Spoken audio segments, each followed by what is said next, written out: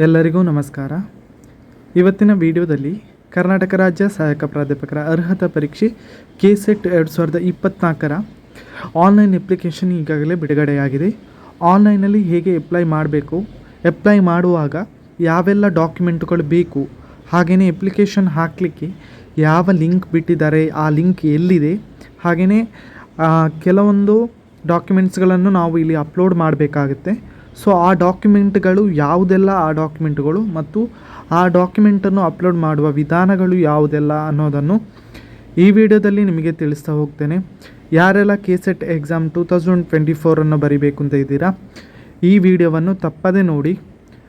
ಹಾಗೆಯೇ ಇದುವರೆಗೆ ಯಾರು ನಮ್ಮ ಚಾನಲನ್ನು ಸಬ್ಸ್ಕ್ರೈಬ್ ಮಾಡ್ಕೊಂಡಿಲ್ಲ ತಪ್ಪದೇ ನಮ್ಮ ಚಾನಲ್ಗೆ ಸಬ್ಸ್ಕ್ರೈಬ್ ಆಗಿ ಅಂತ ಹೇಳ್ತಾ ಬನ್ನಿ ಇವತ್ತಿನ ವಿಡಿಯೋವನ್ನು ಶುರು ಮಾಡೋಣ. ತಮಗೆಲ್ಲ ತಿಳಿದಿರುವ ಹಾಗೆ KCET 2024ರ ಎಕ್ಸಾಮ್ಗೆ ನೋಟಿಫಿಕೇಷನನ್ನು ಈಗಾಗಲೇ ಬಿಡುಗಡೆ ಮಾಡಿದೆ, KEಯಿಂದ ಬಿಡುಗಡೆ ಮಾಡಲಾಗಿದೆ. ಸೊ ಇಲ್ಲಿ ಡಾಕ್ಯುಮೆಂಟಿಗೆ ಅಲ್ಲಿ ಅಪ್ಲಿಕೇಶನ್ ಫಾರ್ಮನ್ನು ಫಿಲ್ ಮಾಡಲಿಕ್ಕೆ ಲಿಂಕನ್ನು ಬಿಟ್ಟಿದ್ದಾರೆ. ಸೊ ಯಾರೆಲ್ಲ ಎಕ್ಸಾಮ್ ಬರಿಬೇಕು ಅಂತಿದ್ದೀರಾ ಆ ಲಿಂಕ್ನ ಮೂಲಕ ಹೋಗಿ ಇಲ್ಲಿ ಅಪ್ಲಿಕೇಶನನ್ನು ಹಾಕಬೇಕಾಗುತ್ತೆ.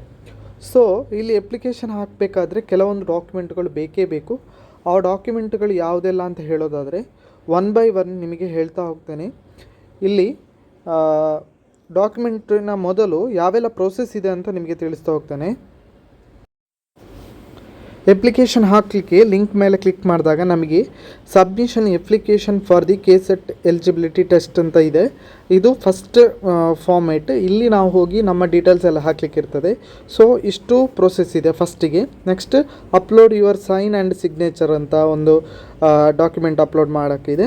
ಆಮೇಲೆ ಫೀಸ್ ಪೇಮೆಂಟ್, ಆನಂತರ ಅರ್ಜಿ ಮುದ್ರಿಸಲು ಅಂದರೆ ಪ್ರಿಂಟ್ ಅಪ್ಲಿಕೇಶನ್ ಫಾರ್ಮ್ ಅಂತ ಇಲ್ಲಿ ಇರುತ್ತೆ. ಸೊ ಇದಿಷ್ಟು 4 ಹಂತಗಳಿರುತ್ತೆ ಇಲ್ಲಿ. ಈ ಹಂತಗಳನ್ನು ನಾವು ಸಂಪೂರ್ಣವಾಗಿ ಕ್ಲಿಯರ್ ಆಗಿ ಇದನ್ನು ಫಿಲ್ ಮಾಡಿದ ನಂತರ ನಮಗೆ ಅಪ್ಲಿಕೇಶನ್ ಫಾರ್ಮ್ ಬರುತ್ತೆ. ಸೊ ಇಲ್ಲಿ submission application for the KCET exam ಅಂತ ಇದೆ.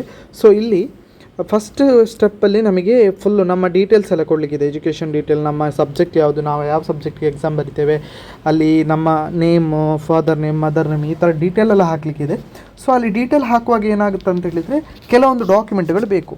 ಅಲ್ಲಿ ಬೇಕಾದಂಥ ಮೊದಲ ಡಾಕ್ಯುಮೆಂಟ್ ಯಾವುದಂತ ಹೇಳಿದರೆ ನಮ್ಮ SLC ಮಾರ್ಕ್ಸ್ ಕಾರ್ಡ್ ಬೇಕೇ ಬೇಕು. ಬಿಕಾಸ್ ಅಲ್ಲಿ ನಮ್ಮ ನೇಮ್ ಹಾಕುವಾಗ SLC ಡಾಕ್ಯುಮೆಂಟಲ್ಲಿ ಏನು ನೇಮ್ ಇದೆ ಆ ಥರನೇ ನೇಮ್ ಹಾಕಬೇಕು. ಹಾಗೆಯೇ ಮತ್ತು ತಂದೆ ಹೆಸರು, ತಾಯಿ ಹೆಸರೆಲ್ಲ ಹಾಕೋಕ್ಕಿದೆ, ಅದಕ್ಕೂ ಸಹ ಅದನ್ನೇ ಯೂಸ್ ಮಾಡ್ಬೋದು.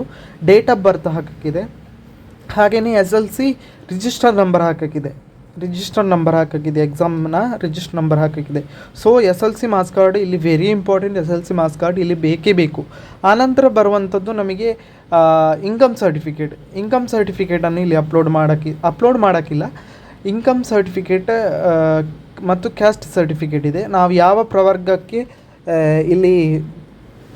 ಇಲ್ಲಿ ಸೇರಿದ್ದೇವೆ ಅಂತ ಆಯ್ಕೆ ಮಾಡೋಕ್ಕಿದೆ.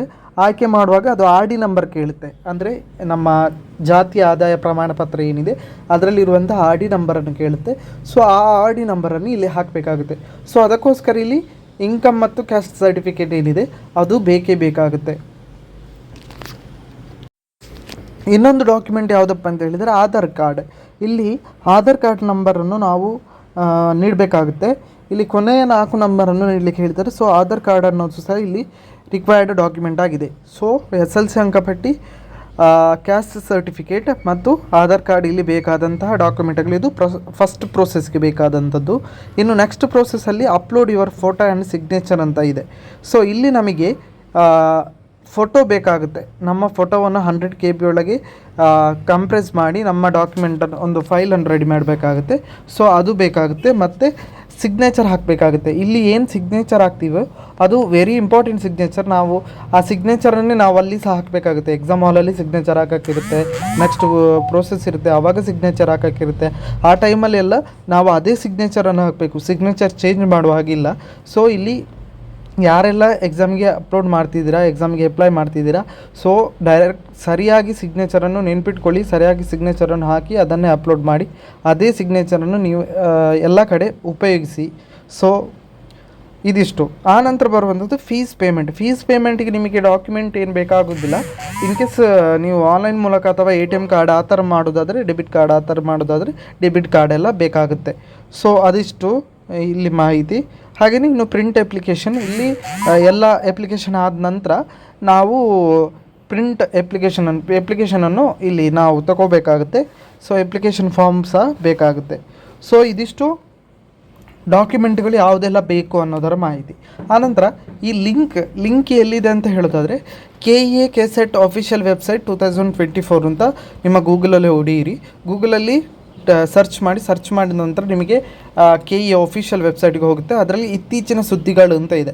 ಇತ್ತೀಚಿನ ಸುದ್ದಿಯಲ್ಲಿ ಸ್ಕ್ರೋಲ್ ಮಾಡಿದಾಗ ನಿಮಗೆ KSET ಅಪ್ಲಿಕೇಶನ್ ಫಾರ್ಮ್ 2024 ಅಂತ ಇದೆ. ಅದರ ಮೇಲೆ ಕ್ಲಿಕ್ ಮಾಡಿದಾಗ ಇದೇ ಪೇಜ್ ಓಪನ್ ಆಗುತ್ತೆ ನಿಮಗೆ.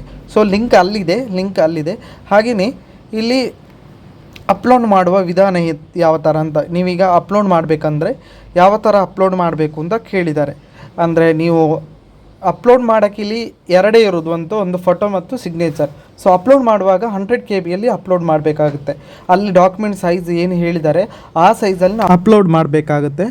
ಸೊ ಯಾರೆಲ್ಲ ಅಪ್ಲೈ ಮಾಡ್ತಿದ್ದೀರಾ ಕರೆಕ್ಟಾಗಿ ಇದನ್ನು ಅಪ್ಲೋಡ್ ಮಾಡಿ ಅದೇ ಸೈಜಲ್ಲಿ ಅಪ್ಲೋಡ್ ಮಾಡಿ ನಿಮ್ಮ ಪ್ರೋಸೆಸ್ಸನ್ನು ಕಂಪ್ಲೀಟ್ ಮಾಡ್ಕೊಳ್ಳಿ. ಸೊ ಇದಿಷ್ಟು ಇವತ್ತಿನ ಮಾಹಿತಿ. ಈ ಮಾಹಿತಿ ನಿಮಗೆ ಇಷ್ಟ ಆಗಿದರೆ ಲೈಕ್ ಮಾಡಿ, ಹಾಗೆಯೇ ಶೇರ್ ಮಾಡಿ, ನಮ್ಮ ಚಾನಲ್ಗೆ ಸಬ್ಸ್ಕ್ರೈಬ್ ಆಗಿ ಅಂತ ಹೇಳ್ತಾ ಎಲ್ಲರಿಗೂ ನಮಸ್ಕಾರ.